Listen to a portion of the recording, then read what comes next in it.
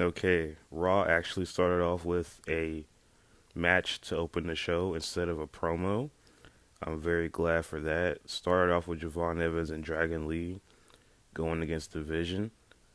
Javon and Dragon Lee, I think they complement each other pretty well. Both of their in-ring abilities can get the crowd hyped up. Dragon Lee still isn't getting like a ton of reaction when he comes in, but the stuff he does in the ring, the crowd really likes.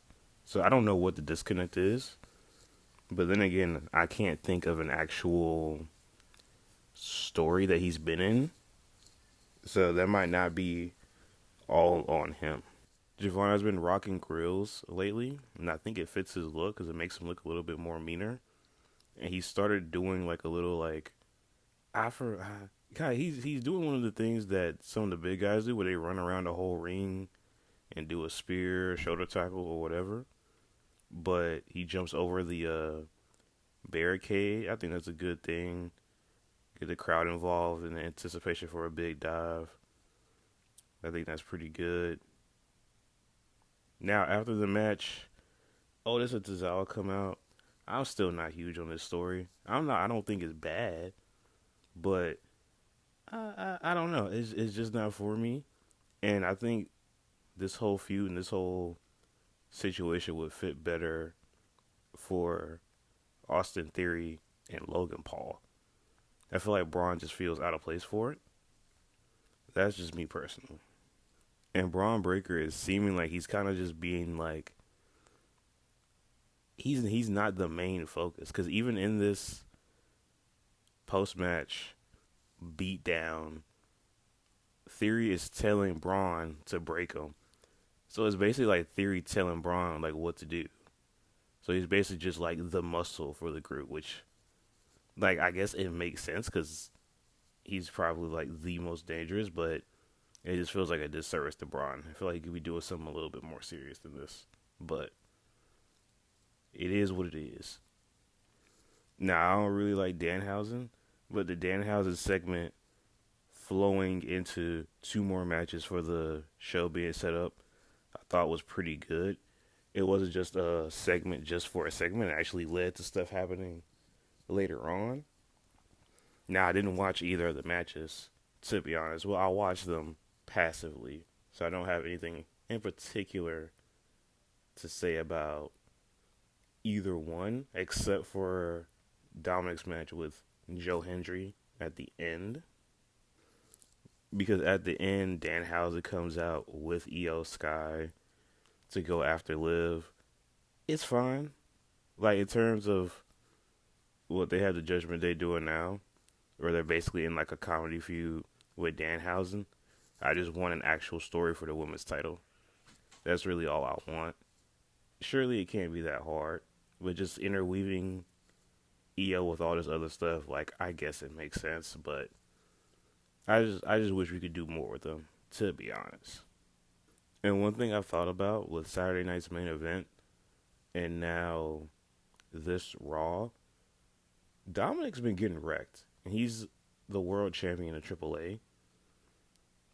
I just don't think that this is the best way to have him be booked. But with that being said, AAA is its own separate universe. And I think that's proven by how the Grande Americano story was perceived by the audience in Mexico versus the United States.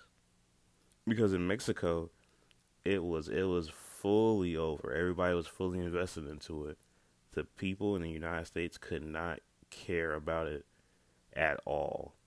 So, understandably, you can kind of have Dom be a comedy act, at least for right now, with all this Danhausen stuff, without it affecting how he's perceived in AAA. Because it's literally two different universes. And with all that happening, they announced Dom versus Danhausen for SummerSlam. Not watching that. I could care less. I'm skipping that. Bathroom break, food break, whatever. Not interested in that. Not in the slightest. Now, at the main event was fine. I think it was a fine match. Now, during the commercial break, I saw that Jacob took a swig of Gatorade, and I felt like he looked a little winded. Even at the end of the segment, after the beatdowns and stuff, he had his hands on his knees and stuff. I'm like, he looks more gassed out than Jay is, like, after an entrance. So that's a little weird. I never seen a wrestler take a swig of something during a match. I think the last time I saw it was during Beach Break, but they were also wrestling in like 90 degrees, so I'll give them a pass for that. But that's the first time I've seen a wrestler like take a swig of Gatorade. And of course the Gatorade was red. And I was falling asleep by the time this main event was going on, but the bloodline antics at the end woke me up a little bit. So I say it was fun, but it was kind of expected. But I'm glad that the match actually ended and it didn't end in DQ. Because I definitely thought that once Jimmy came out, that it was just going to end in DQ. But it didn't. We got an actual winner and loser. Got a brawl immediately after. I don't have huge interest in all this bloodline stuff.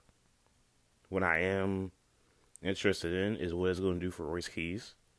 Because now Royce Keys is involved and now he's a part of this match at SummerSlam. So he's getting in the spot and working with the guys who are probably some of the most over in the company right now. With Jay, LA, Jimmy, Fatu. So that's good. I hope it really helps him out and maybe that helps him get more, I don't want to say get more fans, but just I guess for lack of a better term, get him more over, get him more connected with the crowd. Because I remember seeing a quote from an interview of his saying that his WWE run has been better than he expected, and he hasn't really done much outside of debuting at the Royal Rumble in Saudi. Not to say that he hasn't had like good matches, but to say that it's been better than he expected is either him being good company man or him just having very low expectations. But if all goes well, him being in this spot will help him out a lot. Maybe he switches over to Raw instead of SmackDown. We'll see. The last thing, during the commercial break, Lyra confronted Soul, basically saying that she's going to come back for her title that she created. And with some of the matches that are going to be happening next week on the Go Home Raw for SummerSlam, Raquel is facing Soul again for the Intercontinental title. Now, why are we doing this again? Why are we running back the same match again? I don't think Soul has wrestled since that match. So we're just doing 2 back-to-back title defenses against the same person? Now, obviously she has she is feuding with Judgment Day. But why not give the opportunity to Roxanne? Why are we doing it with the exact same person? Unless Raquel is winning, there isn't a reason to be doing this. Because this also happened with Stephanie. Like, Raquel had at least 2 women's world title matches with Stephanie. So I don't know, why can't we mix it up? And it's got me thinking about how AEW does their title matches. Because in AEW, you'll get cold, I think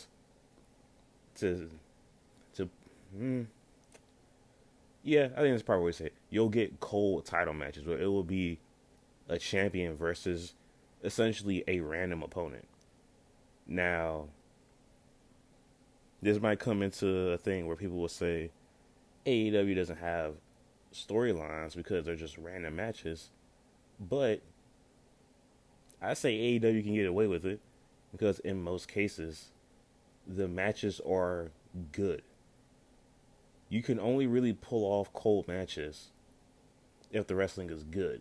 Because if you do a cold match and the wrestling is subpar or mediocre, it's just a waste of time.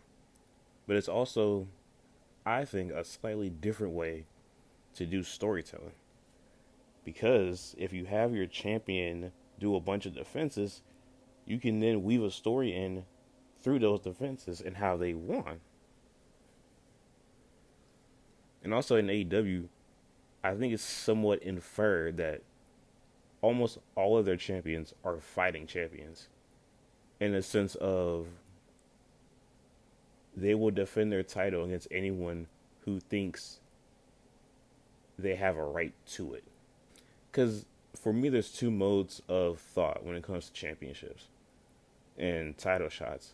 I think there's one where it's like, I'm not going to defend this title to just anyone. You have to earn your shot. Versus the second way, which is, I'll defend this title to show you why I'm actually champion. Like, you're not going to win. I'm a champion for a reason, and I'm going to show you.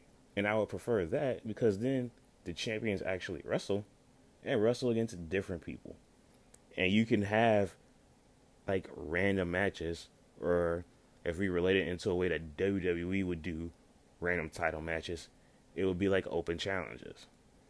I would rather have good matches, even though they're random title defenses, versus not having the champion wrestle at all, or barely, or wrestle against the same person for storyline purposes.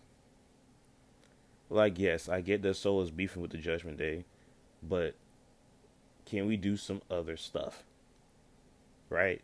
Does she have to be in the vortex of fighting Raquel and Liv, and then Raquel being the only one to get the title shots? Like, what's going on here?